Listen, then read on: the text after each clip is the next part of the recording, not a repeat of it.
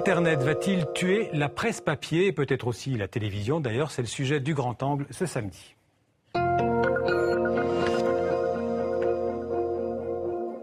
Partout dans le monde, la diffusion de l'information sur Internet fait souffrir la presse écrite. Les ventes de journaux diminuent. Souvent, les rédactions doivent licencier du personnel. C'est vrai en Europe, mais aussi en Amérique du Nord et par exemple au Canada, où le célèbre quotidien de Montréal, La Presse, a lancé en 2013 une version numérique, une application dédiée aux tablettes, baptisée tout simplement La Presse Plus, une application qui devrait à terme remplacer l'édition papier. Le reportage à Montréal de notre correspondante Catherine François. La première application que Marie-Josée Fizet a téléchargée sur son iPad a été celle de La Presse Plus. J'adore ça. Je trouve que c'est convivial, c'est facile, les images sont belles, les articles passent rapidement. Depuis son lancement il y a un an, La Presse Plus a été installée sur plus de 450 000 iPads. C'est l'application gratuite la plus téléchargée des catégories kiosques et actualités de l'Apple Store au Canada. Et la version pour Android, qui vient d'être lancée, a été installée sur 8000 tablettes la seule journée de son lancement. On s'est fixé comme objectif d'avoir, au cours des 4-5 prochains mois, à peu près 60 000 nouveaux abonnés. Le lectorat de La Presse Plus est constitué à 58% d'adultes âgés de 25 à 54 ans, qui en moyenne consultent l'édition numérique 44 minutes la semaine et 73 minutes le samedi. Ce qui nous fait dire que nos abonnés sont excessivement attachés à l'application. Ils adorent le contenu, le parcours, ils le dévorent. Et c'est la même chose dans la consommation de les publicités. 68% de nos abonnés identifient la publicité comme faisant partie du plaisir de lire. Donc la publicité interactive plaît énormément. La principale richesse d'un point de vue annonceur de La Presse Plus, c'est l'engagement. C'est que les gens s'engagent beaucoup avec la publicité. Il y a un an, ce spécialiste en marketing numérique était sceptique par rapport à la participation des annonceurs à La Presse Plus. Les publicitaires ont dû s'adapter à ce nouveau médium et La Presse Plus a réajusté ses tarifs au prix du marché, tout en fournissant des informations précises sur l'impact des publicités. Résultat, 30% des revenus publicitaires de la presse proviennent maintenant de La Presse Plus. Mais l'expérience n'est pas encore rentable. Les coûts d'imprimerie et de distribution quotidienne des 150 000 exemplaires papier du journal restent très élevés. Moi, je fais partie des éditeurs qui considèrent que la version papier est vouée à moyen terme, à court terme, à moyen terme, à une mort inévitable. Guy Crevier vise une réduction progressive du tirage papier et la rentabilité pour La Presse Plus dans 2 ans. En attendant, l'expérience suscite beaucoup d'intérêt à l'étranger. Les responsables du quotidien ont déjà fait des présentations de leur modèle à plus d'une vingtaine de journaux dans le monde. Alors avec nous en plateau, 2 invités. D'abord Laurent Grelsamer, bonsoir. Vous êtes ancien journaliste au journal Le Monde. Vous avez d'ailleurs été directeur adjoint du Monde de 2007 à 2011. Et puis en avril de cette année, vous avez lancé avec Éric Fotorino, votre ancien collègue et directeur du Monde, un journal hebdomadaire pour le moins original, le 1. On va en parler dans quelques instants. Et puis en face de vous, Alain Gerlache, bonsoir. Bonsoir. Aussi journaliste, ancien directeur de la télévision à la RTBF, donc la télévision publique belge francophone. Et aujourd'hui spécialiste des médias interactifs, des réseaux sociaux, de toutes les formes de ce qu'on appelle les nouvelles technologies de l'information en ce début de XXIe siècle. Alors, première question à vous, Alain Gerlache. La presse papier est en crise, on l'a dit, on l'a vu. Ce qui veut dire que Internet, c'est l'avenir de la presse? D'abord, il faut dire que c'est la presse papier qui a des difficultés, mais pas la presse écrite. On n'a jamais autant écrit. Maintenant, même les lecteurs, les téléspectateurs, les auditeurs commencent à écrire. Donc, il faut quand même bien montrer que c'est la presse écrite quotidienne, surtout, qui est en difficulté. Moi, je crois que ce qui ressort de ce qu'on vient de voir comme expérience de la Presse Plus, c'est qu'évidemment, les Québécois, ce sont des gens beaucoup plus pragmatiques que les Européens. Ils voient qu'il y a un problème, ils essayent de le résoudre, mais toujours avec la volonté de faire de l'information et de s'adresser à un public.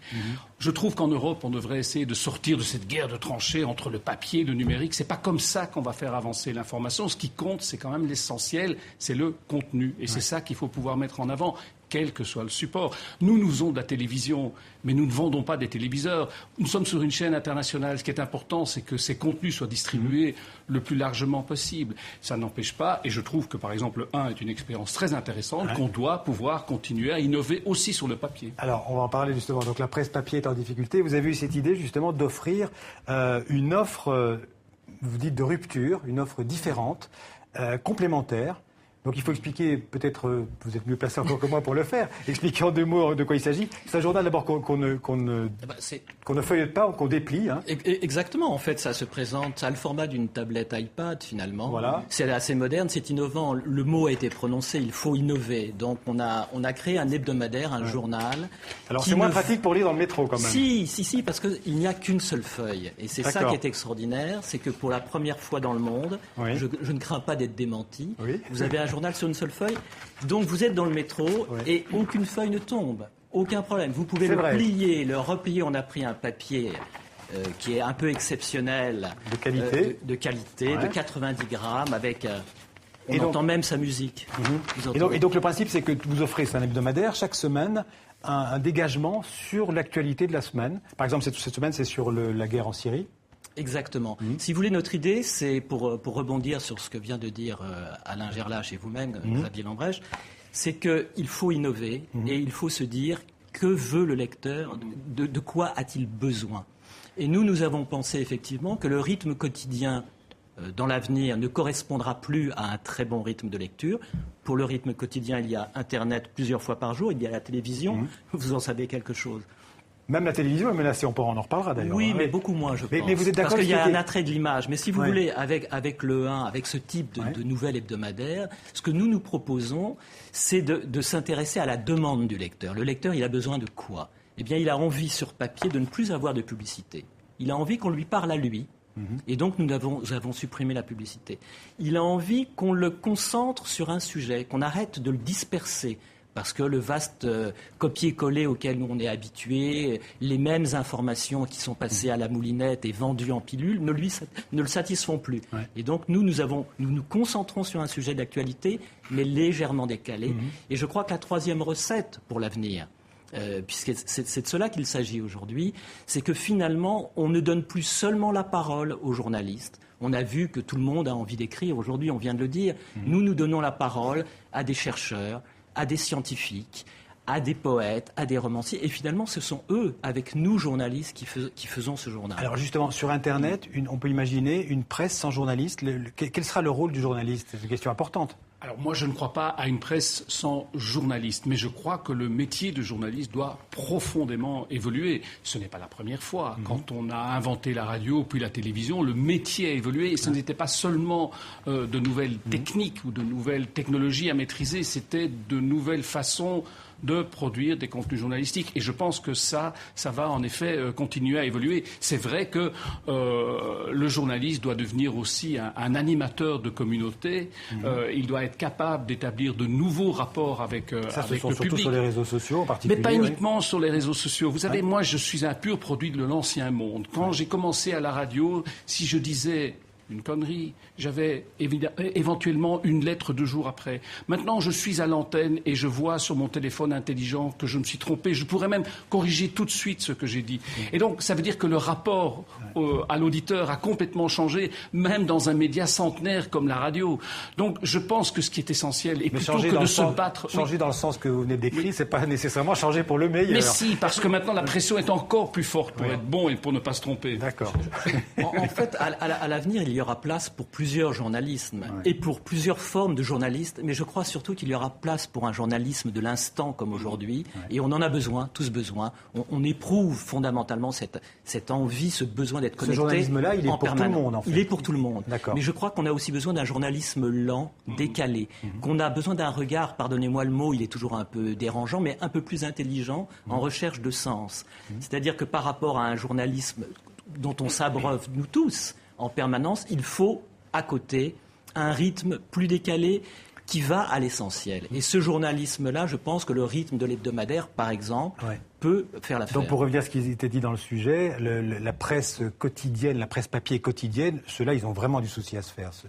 De mon point de vue, oui. Et je le regrette. Dans le sujet, il disait, je ne sais plus qui parlait, que pour lui, c'était mort. Quoi, oui.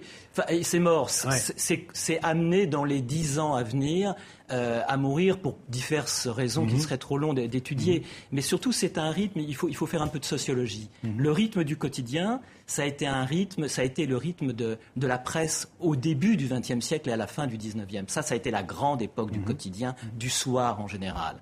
Depuis, on a beaucoup évolué. Et la radio, la télévision et Internet sont là pour nous apporter maintenant ce rythme du quotidien. Donc le quotidien sur papier, lui, est très menacé. Ouais. Je crois en revanche que les revues, et on le voit avec ce qu'on appelle les MOOC, 21 au fait, ou 6 mois par exemple, 6 mois, oui. Ou encore le magazine de France Culture. Là, ces revues-là, en France en tout cas, ont un bel avenir devant elles, et certains hebdomadaires comme le nôtre, parce que nous sommes innovants, en rupture, et que c'est finalement une grande tentation pour un lecteur d'aller vers un journal qui lui parle directement. C'est aussi votre vision du journalisme, enfin pas de la journalisme, de l'état de la presse dans 30 ans, de la presse au sens large. C'est clair, il faut arrêter de se focaliser sur le support. Ce qu'il faut faire, c'est essayer d'avoir des contenus que les gens ont envie de regarder, de comprendre, de consommer, entre guillemets, qu'ils ont peut-être aussi envie d'acheter, parce que c'est quand même une contrainte essentielle qui est celle de l'économie du système. Oui, on n'a pas encore vraiment trouvé l'économie du système. Voilà, et puis on verra, tant qu'on produira des choses qui sont pertinentes et qui rencontrent le public et ses intérêts et ses envies et ses besoins, eh bien, il y aura un avenir pour un hebdo, un mensuel, peut-être même un quotidien, bien que j'en doute. Par exemple, votre hebdomadaire, il n'y a pas de publicité, vous venez de le dire. Vous le vendez à combien 2,80 €. D'accord. Et un abonnement de... Un abonnement, c'est 79 €. Donc c'est quand même, ça reste des prix modiques pour la presse. Ouais. Cela dit, je pense qu'on est dans le sujet qu'on a vu au Canada. Le patron de la presse est sur le fil du rasoir, parce que lui-même explique tout de même qu'il ne croit pas au papier, il n'y croit plus, et en même temps, il reconnaît qu'il n'a pas trouvé le modèle économique pour la tablette et qu'il ne l'espère qu'à échéance de 2 ans. C'est de l'ordre du pari. C'est de l'ordre du pari. Donc, l'équilibre général de son entreprise, où il y a encore du papier à imprimer, à distribuer, etc. Si on passe au tout numérique, comment l'économie se fait? Ce n'est pas exclu qu'à ce moment-là, ça puisse devenir une activité rentable. On peut aussi penser à l'avenir. Moi, j'aimerais insister sur ce point, qu'il y a peut-être une bulle Internet. On en a connu une en 2000. Je n'exclus pas que la presse paye très cher, les médias dans leur ensemble, les investissements massifs qu'ils font dans le numérique, au lieu d'en faire dans le papier. Ouais. Ça, c'est une petite alerte que j'aimerais donner. Un mot d'ailleurs sur la Presse Plus. On vient de recevoir une information. Ils ont installé déjà 500 000 applications sur les tablettes iPad ou Android, puisque c'est sur les deux systèmes que ça fonctionne. C'est le public qui tranchera. C'est le public qui adoptera de nouvelles formules ou qui n'en voudra pas. Mais il faut être prêt à répondre à ces attentes et à continuer à faire ce qui est l'essentiel du métier, qui est informer, mettre en perspective, etc. Ce qui est sûr, c'est qu'on est au cœur de cette mutation historique de la presse. Et du journalisme. Vous posez la question tout à l'heure. Je pense aussi que plutôt que se disputer papier et numérique, on ferait bien aussi de réfléchir à la formation des journalistes. Ils sont devant un défi gigantesque et j'ai l'impression qu'on traîne un peu de ce côté-là. Ce sera l'objet peut-être d'un autre débat. Merci Laurent Gauzemer et merci Alain Gerlache d'avoir été les invités de ce 64 minutes. Merci à tous les deux.